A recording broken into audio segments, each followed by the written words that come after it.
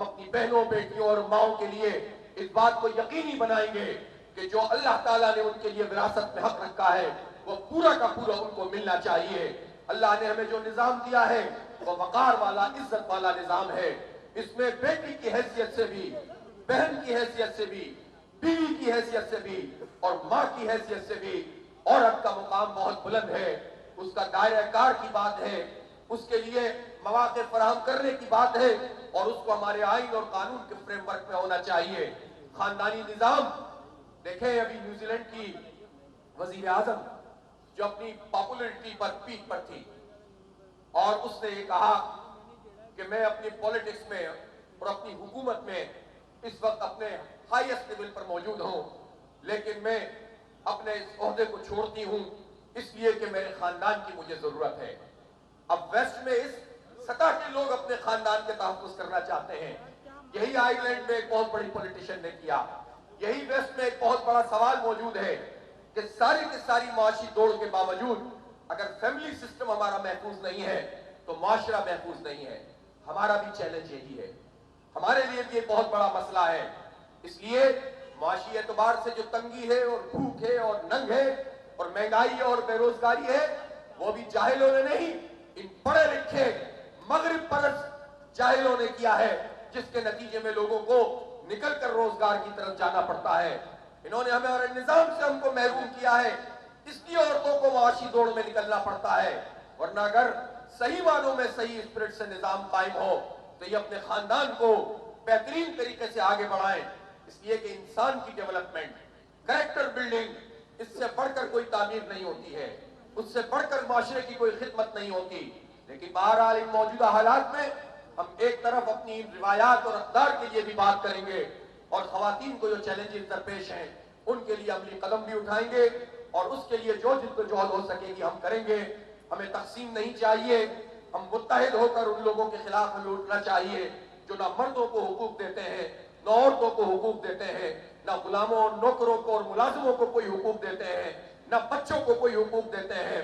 ठेकेदारी निजाम के तहत इसी शहर कराची में मिलियंस की तादाद में खवातीन काम करती हैं और इनके हक के लिए कोई आवाज बुलंद नहीं करता, कोई मार्च नहीं निकालता, कोई बात नहीं करता कि इनको मुलाजिमाना हुकूक क्यों नहीं दिए गए, कम से कम वेजेस इनके ऊपर लागू क्यों नहीं होती, दफ्तरों में औरतों की तनख्वाहें अलग, मर्दों की अलग क्यों होती हैं।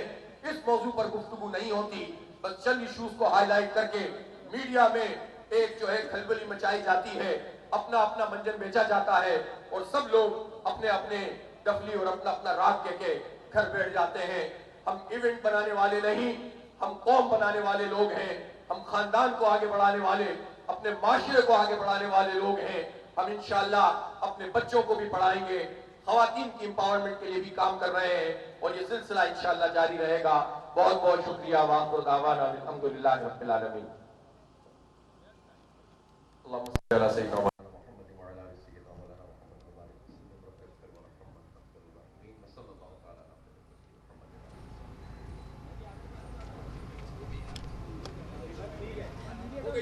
नहीं मीडिया ऑडियो खराब है, ऑडियो बहुत खराब हुई है। जनरेटर चल रहा है ना सर।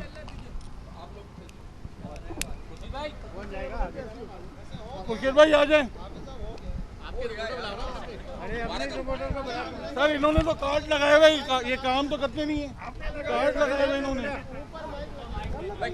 वोट कर लेते ना, कितने लोग कह रहे हैं कि करें हैं?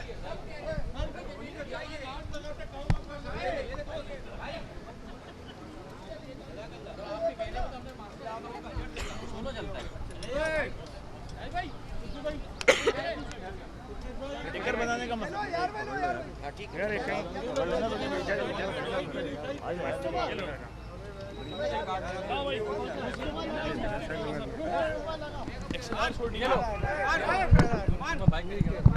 सवाल करो, सवाल जल्दी से। सवाल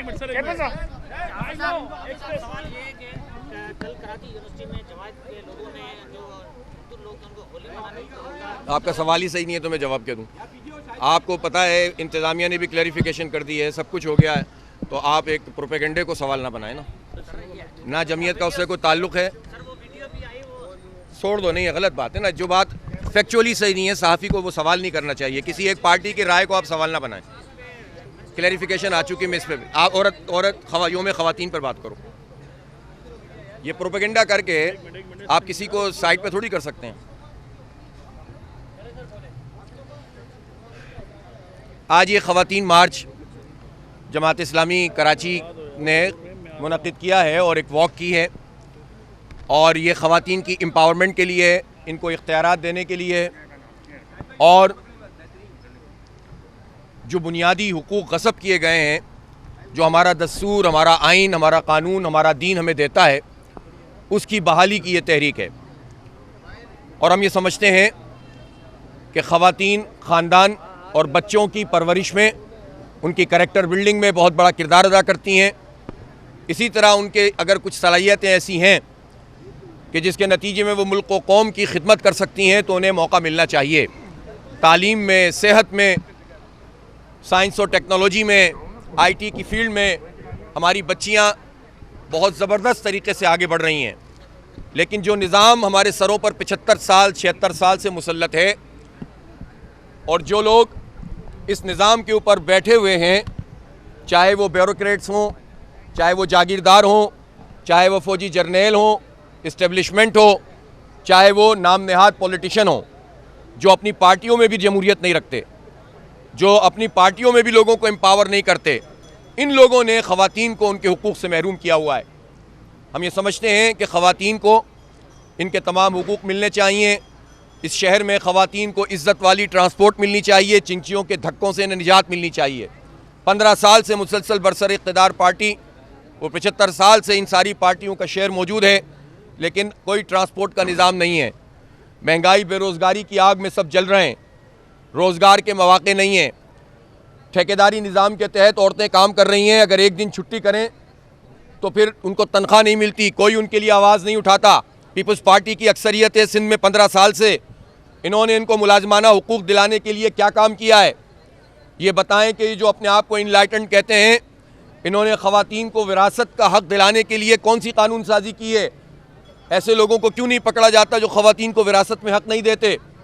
इसी तरह से एजुकेशन जो बच्चियों की है, 326 अरब रुपए के बजट के होने के बावजूद लाखों नहीं मिलियंस की तादाद में सिंध में बच्चियां स्कूल नहीं जा रहीं। कौन रिस्पॉन्सिबल है? यही वडेरे, यही जागीरदार। शहर कराची तक में यही सूरत हाल बढ़ती चली जा रही है। तो इसलिए हम ये समझते हैं कि इस पूरे अमल को आइन और कानून के, दस्तूर के फ्रेमवर्क में रहते हुए ख़वातीन के हुकूक़ के हवाले से आवाज़ ही बुलंद नहीं होनी चाहिए, बल्कि इक़दामात होने चाहिए, और इन बच्चों को और बच्चियों को पढ़ाने का काम होना चाहिए। जमात इस्लामी अपने हिस्से का काम कर रही है। हमने IT का बनोकाबिल प्रोग्राम शुरू किया है, 10,000 बच्चे बच्चियाँ इस वक्त पढ़ रहे हैं। कल हमने ख़वातीन एम्पावरमेंट के लिए, विमेन एम्पावरमेंट के लिए एक बहुत बड़ा प्रोग्राम लॉन्च किया है। इंशाअल्लाह हम एक साल में 50,000 ख़वातीन को इतना स्किलफुल बनाएंगे कि वो अपना छोटा रोज़गार चला सकते हैं। ये काम तो हुकूमतों के करने का है, वो नहीं कर रही हैं, हम करेंगे इंशाअल्लाह। और इसीलिए हम ख़वातीन के हुकूक़ के हवाले से अपना भरपूर मौक़िफ़ भी रखते हैं, और हम ये समझते हैं कि ख़वातीन को माशरे में एक बेहतरीन रोल भी मिलना चाहिए, और इनके किरदार को सबको तस्लीम भी करना चाहिए। बहुत शुक्रिया।